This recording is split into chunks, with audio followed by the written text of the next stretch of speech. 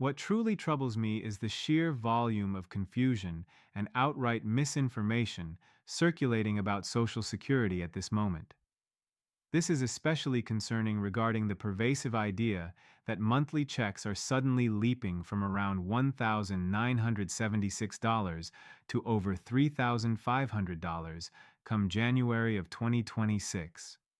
I am not referring to minor misunderstandings. I am speaking of claims that possess the potential to completely derail retirement plans if individuals base their decisions on rumors instead of verifiable facts. Therefore, let us slow down, take a breath, and cut through the noise together. The fundamental truth is this: Social Security does not simply wake up one morning and decide to issue massive raises that double someone's benefit overnight. That is not how this system was designed. Anyone promising such magical increases is either profoundly misinformed or attempting to sell something. Yet, this next part is critically important. There are genuine changes occurring in January of 2026, and they absolutely can affect your monthly income. The central problem is that most people do not understand what those changes actually signify, who qualifies for them, or why some retirees see considerably larger checks than others. For more than a decade, I have dedicated myself to sitting across kitchen tables, answering worried phone calls, and helping seniors protect their hard-earned savings to make calmer, wiser financial decisions.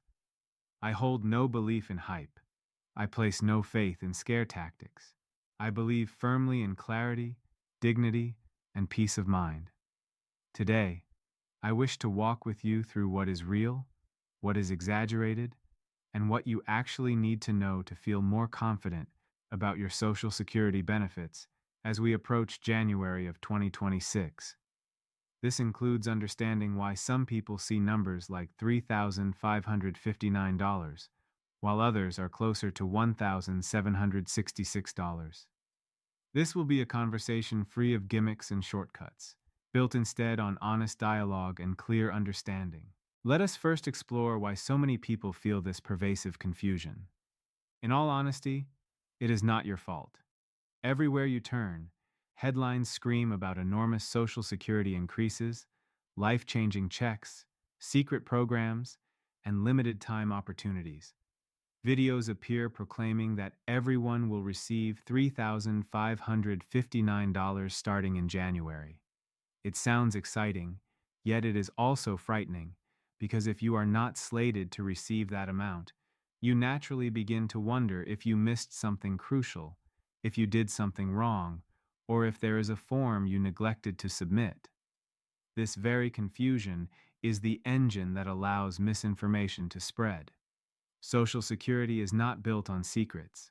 It is built on formulas, work history, lifetime earnings, and the age you choose to file for benefits. However, fear sells. Shock sells. Complicated half-truths inevitably garner more attention than calm, rational explanations. Consequently, countless retirees end up feeling embarrassed, overwhelmed, or discouraged, as if the system is deliberately working against them or they have somehow failed. Let me offer reassurance. You have not failed. You are not behind.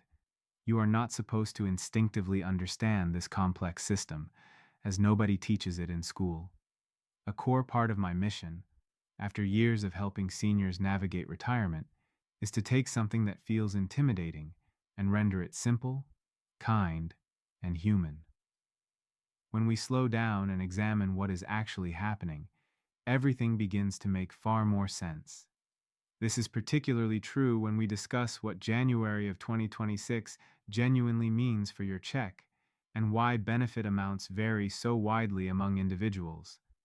As we move forward, I encourage you to stay curious, not afraid. Understanding how Social Security truly works is the first step toward reclaiming control over your decisions, and that is where authentic financial confidence begins. Now, when people hear about January of 2026, they often anticipate something dramatic, as if the government will flip a switch and suddenly transform every check to $3,259.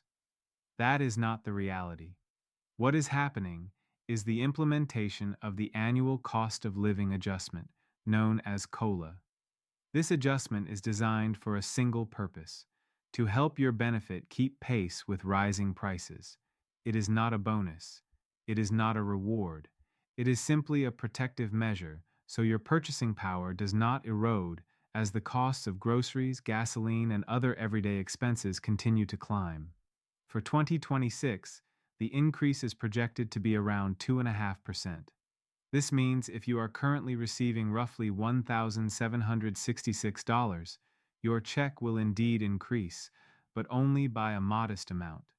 It is enough to help a little, but not enough to radically alter your entire financial situation.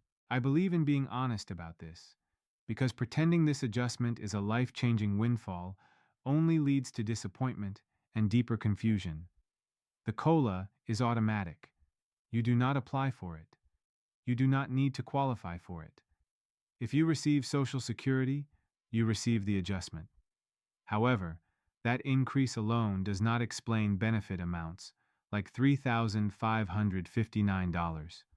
So, when you hear claims that everyone's check is jumping to $3,559 in January, what you are really hearing is either a fundamental misunderstanding or someone using large numbers to attract attention. The truth is more steady, more predictable, and, once grasped, far more comforting. When you comprehend why benefits differ, the entire conversation ceases to feel mysterious and starts to feel logical. Let us then discuss where a figure like $3,559 actually originates.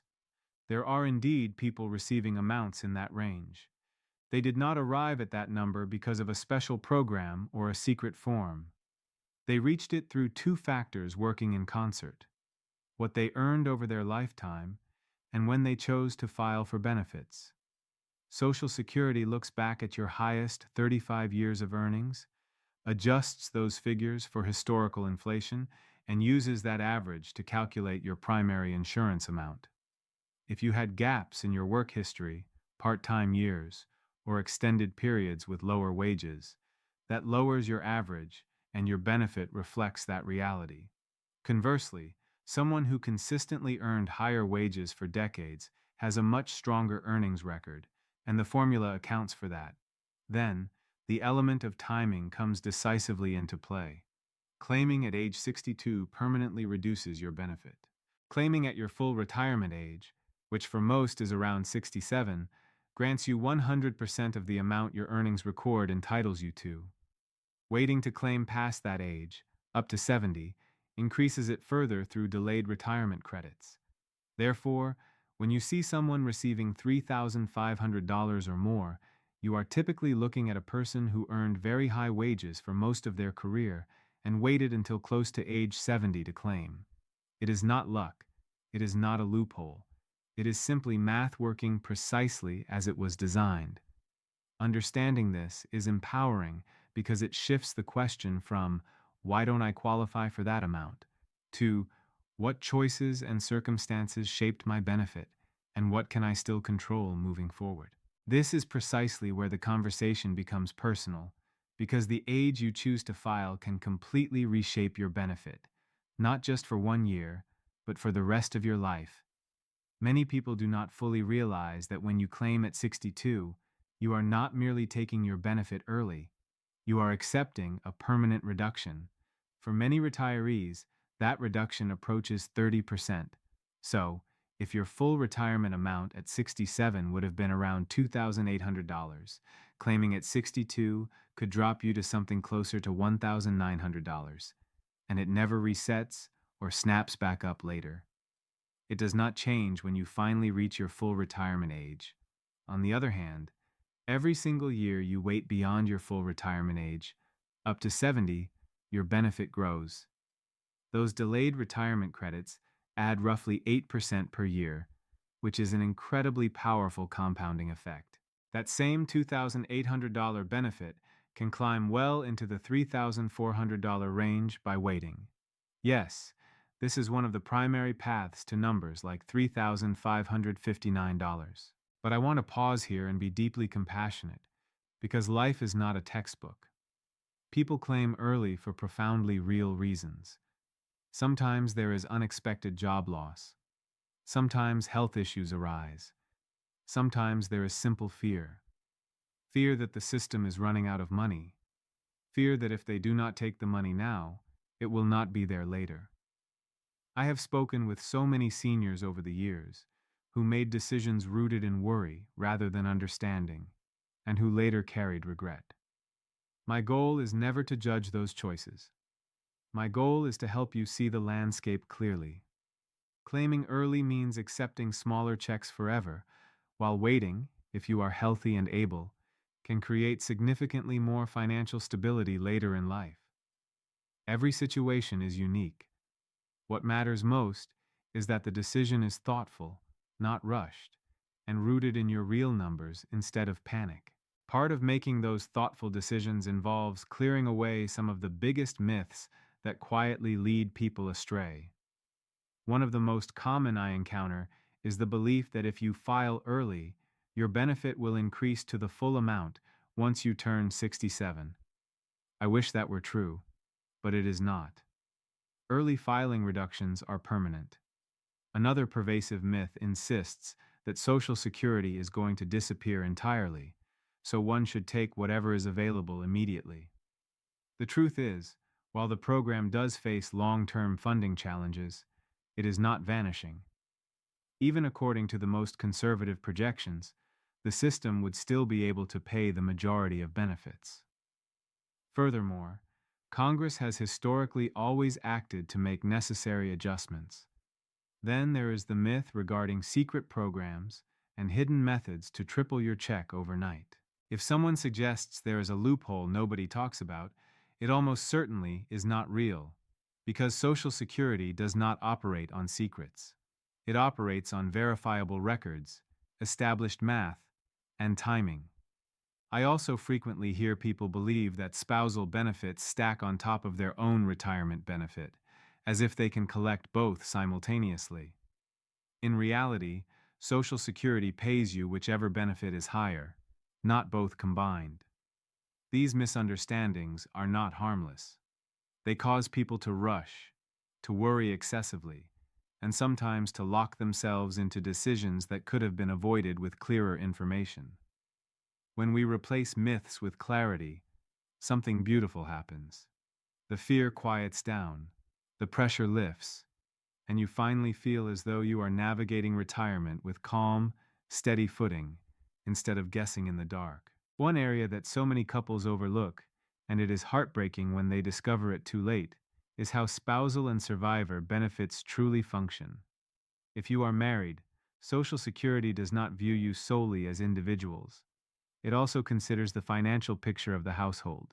A spouse who did not work extensively outside the home or who earned significantly less can receive a benefit based on the higher earner's record, up to 50% of that person's full retirement age amount.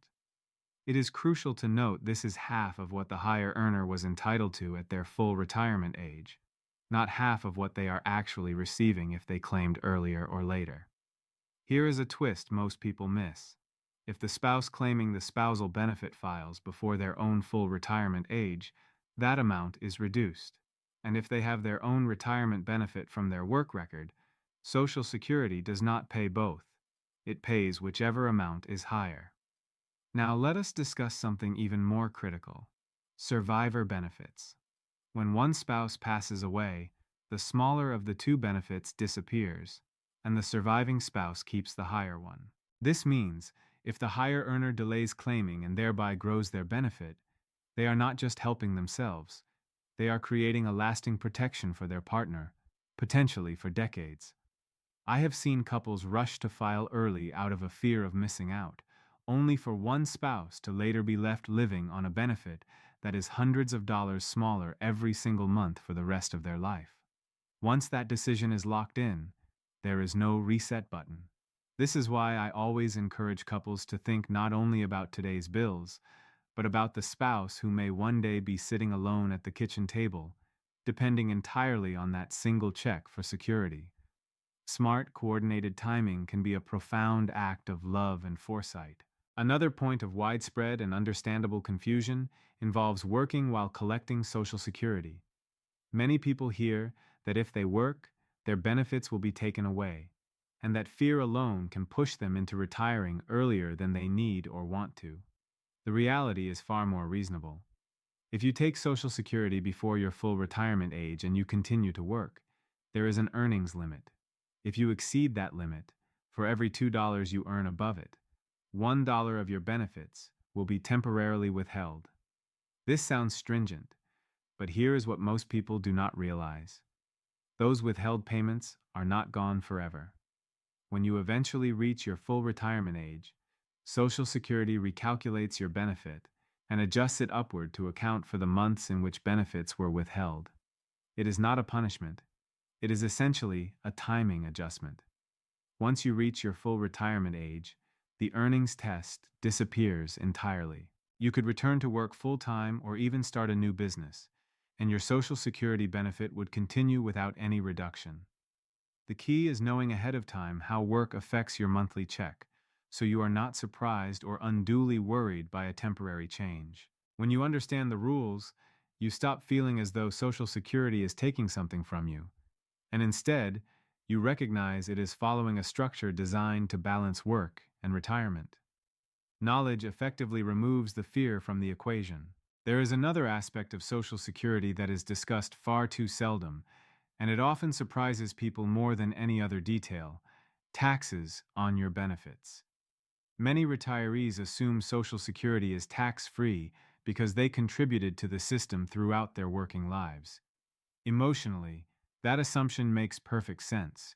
However, the tax code does not see it that way. Depending on your combined income, a specific calculation that includes your adjusted gross income, any non-taxable interest, and half of your Social Security benefits, up to 85% of your benefit can be subject to federal income tax. This does not mean 85% is taken away. It means that portion is counted as taxable income. This is where thoughtful planning becomes invaluable. Withdrawals from traditional IRAs and 401ks, part-time work income, and even certain investment returns can push you into a higher combined income range, thereby making more of your benefit taxable. Repeatedly, I have sat with seniors who felt completely blindsided when their tax bill arrived. They thought something was wrong. Nothing was wrong. The rules had simply never been clearly explained to them. This is why quiet, proactive planning can save so much future stress. Sometimes spacing withdrawals differently, sometimes delaying Social Security, and sometimes just understanding what to expect can make financial life feel considerably calmer. My role is not to give specific tax advice, but to help you see the bigger picture so you can have an informed conversation with a trusted professional or run your numbers before any surprises occur. When you know what is coming, you can prepare. And preparation is the very foundation of peace of mind. Now we circle back to the question that began this entire conversation. Why do some people see numbers near $1,766 while others see figures closer to $3,559? The simplest answer is that these are not two versions of the same benefit. They are two completely different life stories captured in a monthly payment. One story belongs to someone who earned modest wages throughout their career, perhaps had gaps for caregiving, raised children, or worked in jobs without retirement plans, and who filed early because they needed the income. That person's benefit lands near the $1,766 range. The other story belongs to someone who worked in higher-paying professions for decades, reached or exceeded the maximum taxable earnings in many years, and waited until close to age 70 to claim. That person may find themselves at or above $3,500. Neither story is right or wrong. They are simply different paths, shaped by real-world circumstances and personal choices. The key is not to compare your benefit to someone else's, or to chase numbers that do not apply to your unique situation.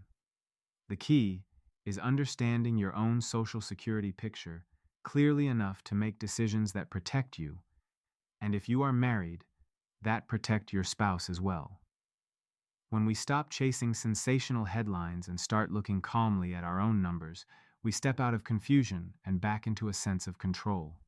That is where genuine financial confidence truly begins. So, what do you actually do with all of this information? This is where I always encourage people to pause, breathe, and turn their attention to their own situation instead of anyone else's. The very first step is to log in to your official Social Security account online. That portal does not just show estimated numbers, it displays your entire verified work history year by year. Look at it closely. Ensure your earnings are recorded correctly, because mistakes can happen and missing income can lower your benefit. Then, take time to compare your estimated benefit at 62, at your full retirement age, and at 70. Do not rush. Simply observe the differences.